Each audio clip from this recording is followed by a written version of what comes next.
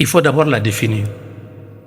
La laïcité, ce n'est pas la démocratie. La laïcité, ce n'est pas la liberté de culte. Ce n'est pas la liberté de conscience. La liberté de conscience et de culte sont garanties par l'islam.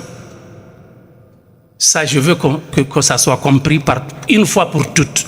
L'islam n'a aucun problème avec la liberté du culte. Tout le monde peut pratiquer sa religion et ça a été appliqué au temps du prophète alayhi salam dans l'État islamique. Le prophète a reçu la délégation des chrétiens de Najran dans sa mosquée, la sainte mosquée de Médine. C'est là que le prophète a reçu une délégation de chrétiens venus de Najran. Et c'est ce jour-là que Sourate Ali Imran a été révélée sur le prophète, qui parle des chrétiens. Si l'islam était contre les religions, est-ce que le prophète allait recevoir des non-musulmans, des gens qui croient à la Trinité, qui disent que Dieu a un enfant, qui disent que Dieu a été enfanté, qui disent que Dieu a été crucifié? Dieu, est-ce que le prophète alayhi salatu salam, à qui la révélation a été faite, allait le recevoir dans sa sainte mosquée, qui est le deuxième lieu saint de l'islam? Donc ne confondons pas les choses. Et je vais vous donner une information. J'ai eu à participer à plusieurs reprises à des conférences dans le cadre du dialogue des religions et le dialogue des civilisations. En Europe, en Asie, aux États-Unis, dans les pays arabes, etc. En Égypte, par exemple. J'ai participé à plusieurs colloques sur le dialogue des religions. Et j'ai fait la connaissance d'un homme qui est bien connu en Occident, puisqu'il a écrit plusieurs livres, un ami des musulmans, qui participe à ce débat-là et qui est très positif.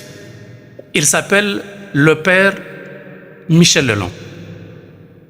C'est un père catholique. Il a écrit plusieurs livres et il a été primé par l'Académie française. Il a écrit un livre qui est intitulé « Si Dieu l'avait voulu ». Ça, c'est le titre du livre. Vous savez d'où est-ce qu'il a pris le titre de ce livre?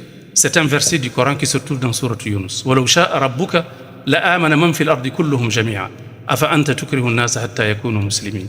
C'est ce que le verset dit. Qu'est-ce que le verset? Je vous explique le verset. Oui. Ça commence à devenir un soliloque. Parce que là, le temps, on a un temps aussi à gérer. Il termine, allez-y. Oui, terminez. Il faut que les gens le sachent aussi, qu'on a un temps à gérer. C'est vrai qu'il faut donner aux invités le temps de parler, mais il ne faut pas que ça devienne un soliloque. Allez-y, terminez, Diallo. Terminez, allez-y. Très bien, si vous ne voulez pas que j'intervienne. Non, allez-y, mais...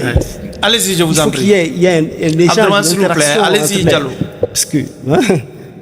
Le titre de ce livre, je disais que c'est un verset du Coran, le verset du Coran qui dit que si Dieu l'avait voulu, Dieu s'adresse au prophète Mohammed sallallahu alayhi wa sallam dans le verset, si ton Seigneur l'avait voulu, il aurait fait de tous les humains des croyants. Est-ce toi qui vas forcer les gens à devenir musulmans? Ici, si Dieu réprimande, il s'adresse à son prophète pour le lui dire. Tu ne peux pas changer les gens, tu ne peux pas transformer les gens en croyants. C'est Dieu qui le fait, c'est une lumière que Dieu met dans le cœur des gens. C'est pour vous expliquer un peu la position de l'islam par rapport à la liberté du culte. Le problème n'est pas au niveau de la liberté du culte. Oui. Le problème est ailleurs. Il est où? C'est le fait d'écarter, d'éloigner l'être humain de Dieu. C'est un agenda mondial, il faut me comprendre. Il a parlé de libertinage, de la fermeture des bars et autres hôtels. Et j'ai dit qu'il faut mettre une distinction entre liberté. Les gens sont libres de faire ce qu'ils veulent, mais on ne peut pas laisser notre société détruire nos enfants, les enfants qui sont dans les bars. C'est une évidence. J'arrive. Les enfants qui sont dans les bars, les enfants qui sont dans la délinquance, oui. Les enfants qui sont dans la toxicomanie et la drogue. Cette prostitution, allez à côté des hôtels. Les hôtels partout, l'État est là, mais l'État ne l'empêche pas. C'est la société qui est en train de se déplacer. J'arrive. S'il te plaît, pardon, laisse-moi terminer. Le rôle de l'État, c'est de protéger la société contre les dérives morales, contre l'immoralité, contre tous ces fléaux de la société qui sont en train de détruire notre société. Et c'est la laïcité qui le permet, parce que la laïcité a éloigné... Quand un enfant n'est pas éduqué, on vous éloigne. C'est le Coran qui peut nous permettre d'éduquer nos enfants et de les éloigner de la drogue et de la toxicomanie. Or, l'État a décrété dans la Constitution que l'école ne fait pas ce travail. Autant de Moussa Traoré. Autant de Moussa Traoré. On va véritablement... L'État laïque a décidé que l'enfant ne peut pas, à l'école publique qui est financée par les contribuables musulmans, l'État ne peut pas n'acceptent pas que l'islam, que le Coran soit enseigné. Autant de Moussa Traoré. Vous trouvez ça normal? Autant de Moussa Traoré. D'accord, ce n'est pas normal. Moi, je suis d'accord je suis en phase avec vous. Hein.